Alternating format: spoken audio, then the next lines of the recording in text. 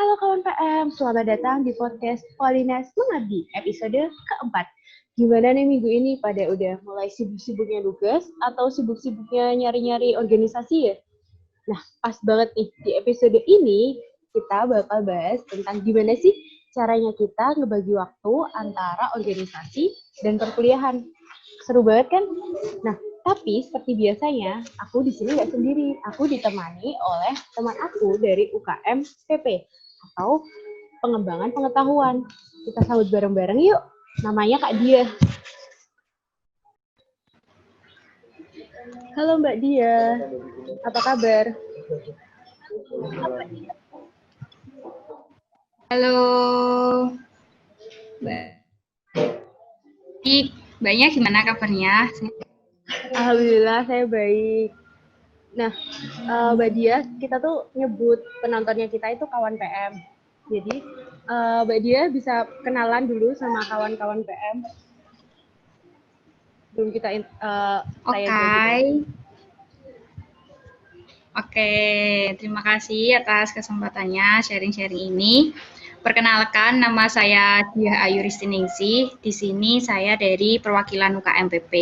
Di UKMPP, alhamdulillah saya diamanahi sebagai Kepala Litbang tahun 2020-2021. Kalau saya dari mahasiswa Prodi Analis Keuangan, jurusan akuntansi, tingkat 3. Oh, udah tingkat akhir berarti ya, Mbak ya? D4 juga setahun lagi. D4, ya maaf. Nah, Mbak Dia, nah kita kan bergerak tentang pengabdian gitu-gitu, pasti gak afdol gitu. Rasanya kalau gak tanya, menurut Mbak Dia itu pengabdian tuh seperti apa sih, Mbak? Kalau pengabdian itu satu kata yang mencerminkan pengabdian menurut saya, yaitu ikhlas. Ikhlas. Pamrih. Karena ketika ada hal yang diinginkan di luar kata ikhlas itu, ya bolehlah mendapatkan benefit, itu kan bonus. Tapi menurut saya pengabdian itu yang utama adalah ikhlas dan tanpa pamrih. Itu aja sih. Keren banget sih, Mbak. Nah, ngomong-ngomong tentang UKMPP ya, Mbak. Di UKMPP sendiri tuh kegiatan pengabdian yang dilakukan itu seperti apa sih, Mbak? Kita sharing-sharing aja gitu. Oke, kalau di UKMPP itu kan di bidang penalaran. Nah, dari UKMPP itu ada yang namanya bakti masyarakat. Kalau tahun lalu, alhamdulillah kami sudah melaksanakan bakti masyarakat di Desa Jambu, Kecamatan Ambarawa. Ya, di sana itu kita memperkenalkan adanya sabun kopi karena di sana itu berpotensial sebagai daerah penghasil kopi. Jadi kita memperkenalkan bahwasanya kopi bisa dijadikan sebagai bahan sabun kopi. Selain itu kita juga mengajar di SD sana untuk membuat kerajinan tangan, memanfaatkan barang bekas. Selain itu di sore hari kita juga mengajar anak-anak SD juga untuk mengaji. Nah, bakti masyarakat itu juga berkesinambungan dengan kegiatan kami yang dinamakan program hibah bina desa. Itu kan ada program dari kementerian ya, Kemendikbud ya tahun ini. Nah, itu program hibah bina desa, alhamdulillah dari UKMPP itu satu-satunya yang lolos tahun kemarin dari Polines, itu di Kecamatan Jambu juga, di mana judul dari pengabdian di Desa Jambu itu judulnya itu cukup panjang. Ini saya bacakan judulnya itu pemberdayaan masyarakat melalui pelatihan digital marketing serta pengadaan pasar Mbelalak sebagai media pemasaran kopi Mbelalak dan olahannya dalam rangka mewujudkan desa kewarasan Kecamatan Jambu yang mampu bersaing di industri 4.0. Jadi di sana ada cara terus menjemurnya, mengolahnya. Kita melatih ibu-ibu di sana untuk membuat brownies kopi. Habis itu juga ada pasar Mbelalak yang tentunya kalau secara pendanaan memang didanai dengan Kemendikbud atau Kemenristek yang telah diajukan melalui proposal. Ada lagi juga yang namanya kita ke panti asuhan. Panti asuhan itu ya kita sharing-sharing, terus ada juga berbagi sembako di sana ya, ada titipan uang dari alumni kita sampaikan juga. Itu sih Mbak yang kalau di UKMPP pengabdiannya seperti itu kalau turun ke masyarakat. Itu dilakuinnya setiap tahun atau pasti ada setiap tahun seperti itu? Dengan konsepnya mungkin yang berbeda, tapi bentukannya pasti sama gitu. Oh iya, untuk setiap tahun itu kalau yang bakti masyarakat itu kita lakukan rutin karena itu merupakan program kerja dari kami. Kalau program Bina Desa itu tergantung dari proposalnya kita, tapi kita juga membuat proposal tahun ini tuh 4. Cuman tahun ini kebijakan dari Kemendikbud bahwasanya vokasi belum diizinkan untuk mengikuti seperti itu. Nanti ada bidangnya yang lain. Jadi tahun ini belum mengajukan gitu.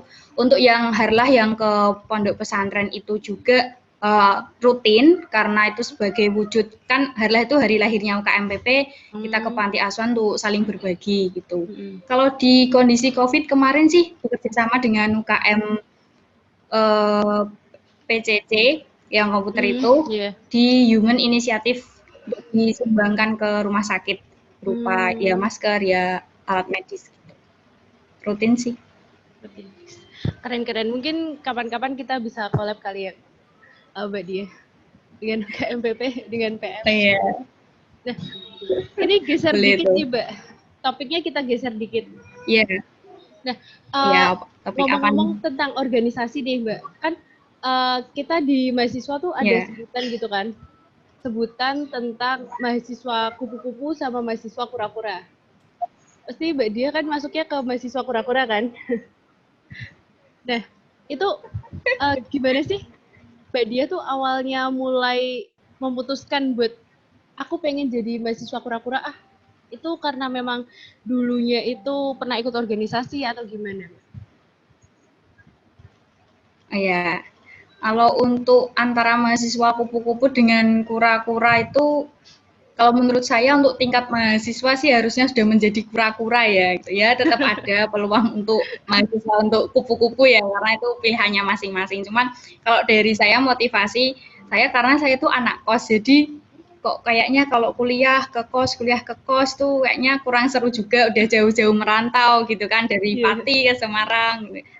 Terus akhirnya di balik itu juga sering mendengar naungan dari publik, dari umum bahwasanya kuliah di kelas aja tuh nggak cukup gitu.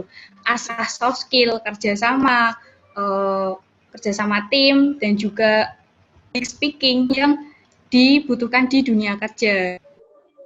Makanya saya bermotivasi untuk ikut dalam organisasi.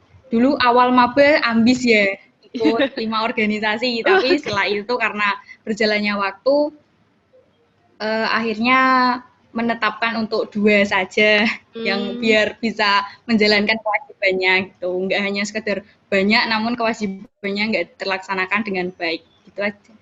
Harusnya kura-kura lah setara mahasiswa gitu. Toh di bidang kerja tuh memang soft skill-nya yang harus dikembangkan lagi gitu.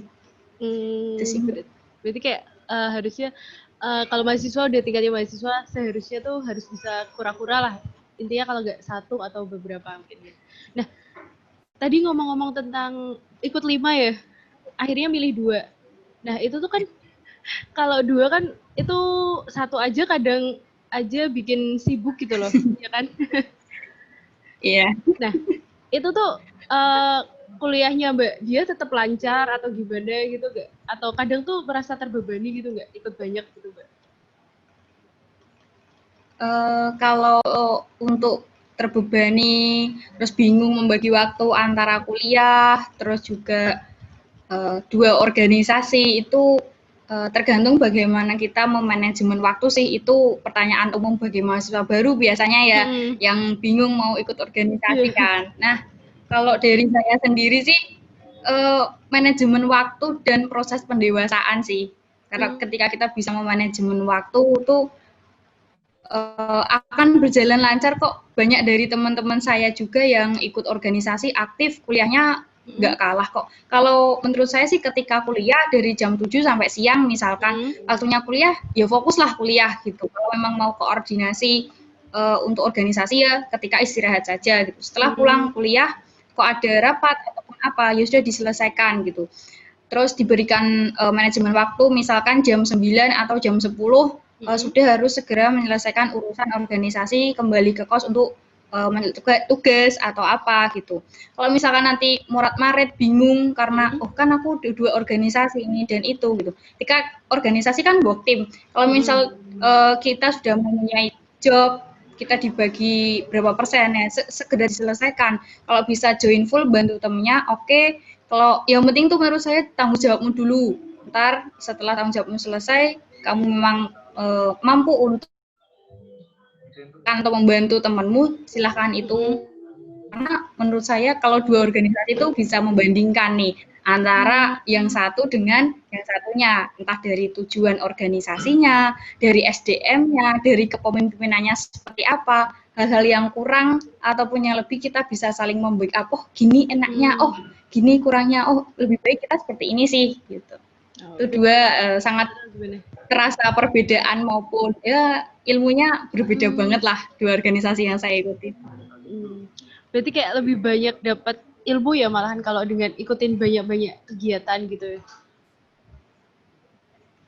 Iya Mbak. Tenang aja kuliah tuh kalau kita belajar terus juga ya. Ya gimana ya belajar ya organisasi kamu belajar terus waktu ulangan atau waktu TS nah nggak keluar yang dipelajari. Bener banget. Kadang tuh takutnya tuh kalau kalah biasa. Kalau ikut organisasi tuh kayak takut nanti kuliahku kayak gimana keteteran gitu-gitu loh. Kadang tuh kalau maba-maba gitu kan biasanya kalau buat memulai suatu organisasi gitu loh Mbak. Berarti ya ada juga yang seperti itu kalau di awal. Ya manajemen waktu sama pandai memposisikan diri sih kuncinya. Belajar pendewasaan. Iya. Nah, kan tadi pasti Mbak Dia sibuk. Pernah nggak sih Mbak ngerasa jenuh gitu terhadap semua rutinitas yang dijalani entah kuliah, terus di organisasi harus rapat, deadline ini, deadline itu. Gimana sih caranya Mbak Dia tuh kalaupun pernah merasa jenuh mengatasi itu semua?